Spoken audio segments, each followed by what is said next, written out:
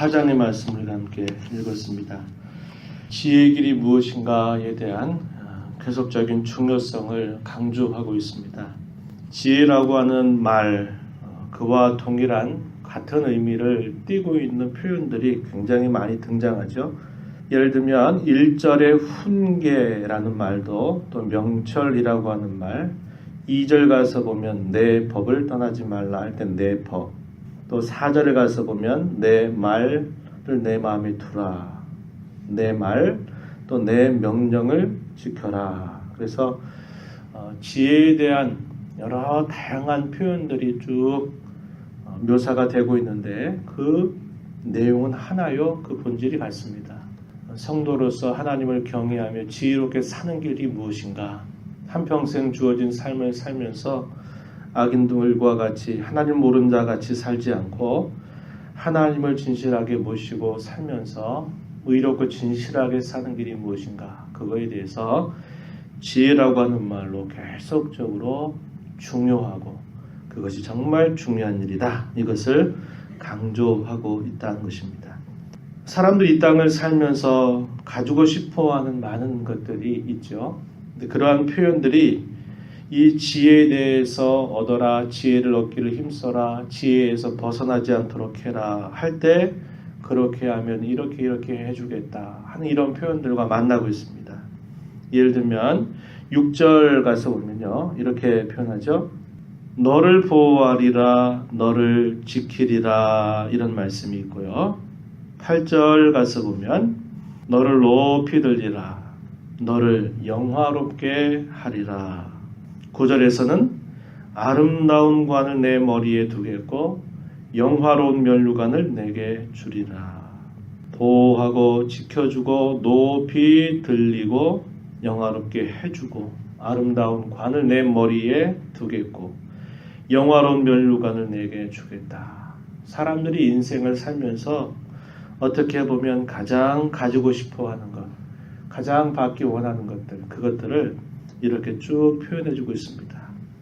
그런데 그 가지고 싶어하는 그 모든 것들, 또 소유하고 싶어하는 그 모든 것들이 어떻게 오는가?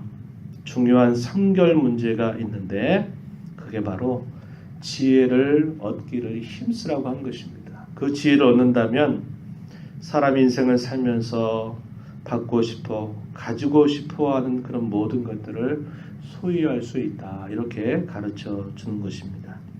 1절 말씀에 보면 아비의 훈계를 들으며 명철을 얻기에 주의하라고 이야기하고요. 2절에서 내 법을 떠나지 말라 이렇게 말했고 4절 가서 보면 내 말을 내 마음에 두라, 내 명령을 지키라. 5절에서는 지혜를 얻으며 명철을 얻으라. 6절에서는 지혜를 버리지 말고 그 지혜를 사랑해라. 7절에서는 지혜가 제일이니 지혜를 얻어라.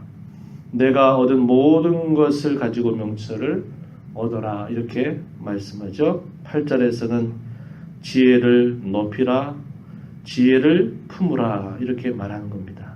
그래서 우리 인생 가운데서 받고 누리고 싶어하는 그 모든 것들이 약속되어 있는데 그 약속된 모든 것들을 우리가 받아 누리고 얻기 위해서 성결해야 될, 먼저 우리가 힘써야 될 부분들이 있다. 그게 뭐냐? 하나로 줄이면 지혜를 얻으라는 겁니다. 지혜를 품으라는 거예요. 그 지혜를 가지고 살라는 것이고 그 지혜를 버리지 말고 내가 있는 모든 것들을 다 팔아서라도 그 지혜를 소유하기를 힘쓰라는 겁니다. 그러면 우리가 인생 가운데서 받고 싶은 거, 또 얻고 싶은 거, 누릴 수 있는 모든 것들이 약속되어 있다. 이렇게 가르쳐 주는 겁니다. 우리는 단 거를 얻고 싶어 하고 좋은 걸 얻고 싶어 하죠. 그런데 그것을 얻기 위해서 우리가 해야 할 일들은 별로 관심을 갖지 않는 경향이 많습니다.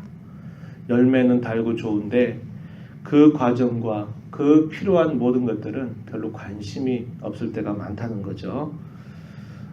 근데 성경은 우리에게 가르쳐 줄 때 항상 우선적으로 우리가 성결해야 될 문제가 있고 관심을 기울여야 될 문제가 있다라는 것을 먼저 제시하고 있다는 겁니다. 그러면서 이 지혜를 거듭거듭 강조하고 있어요.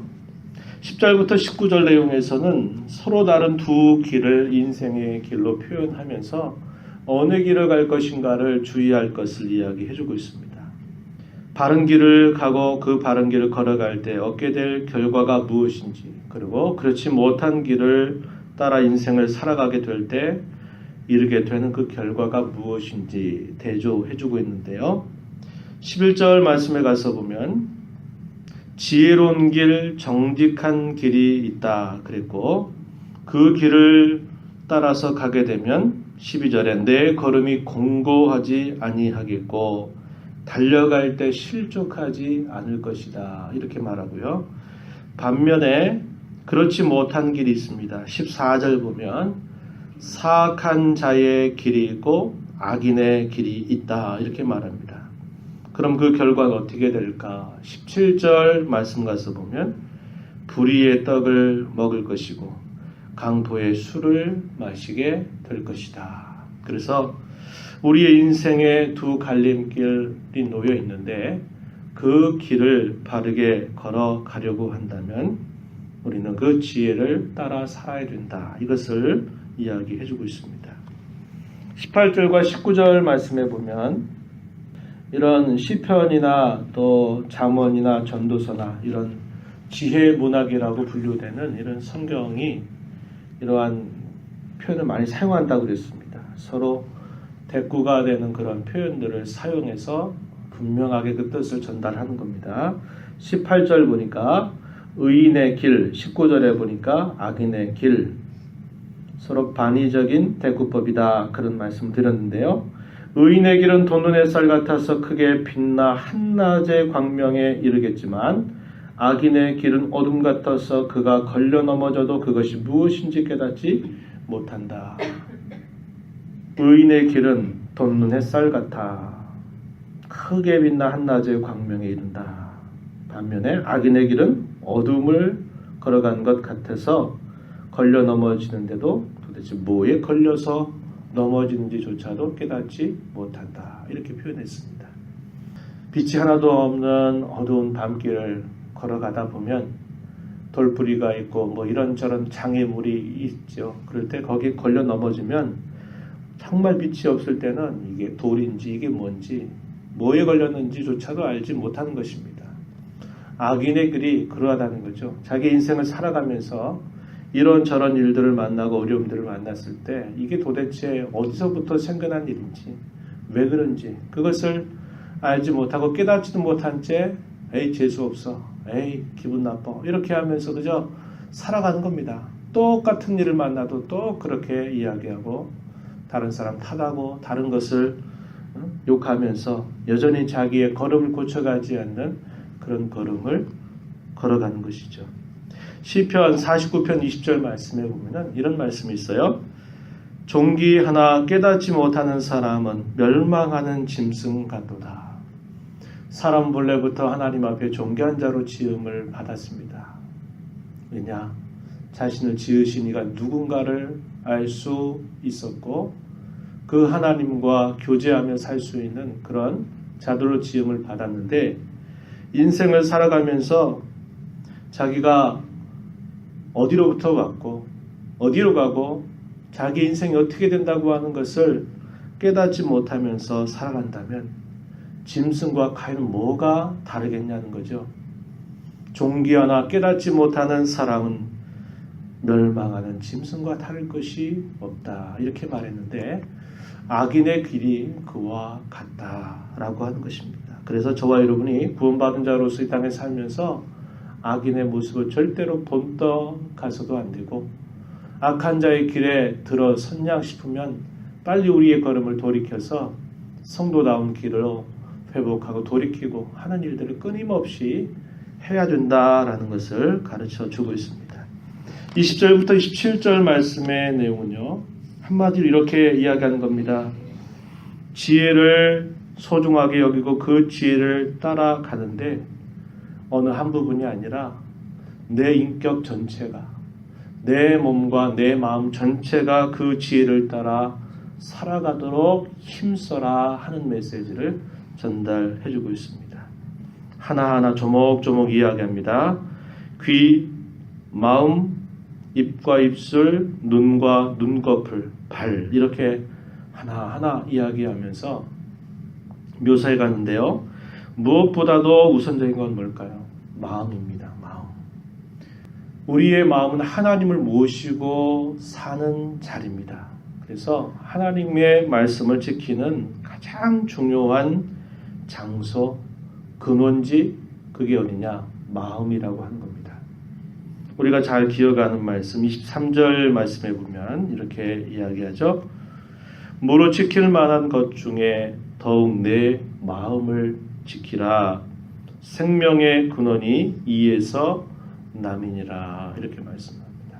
하나님을 사랑하는 자리, 하나님의 말씀을 지켜가는 시작점, 그것은 항상 마음입니다.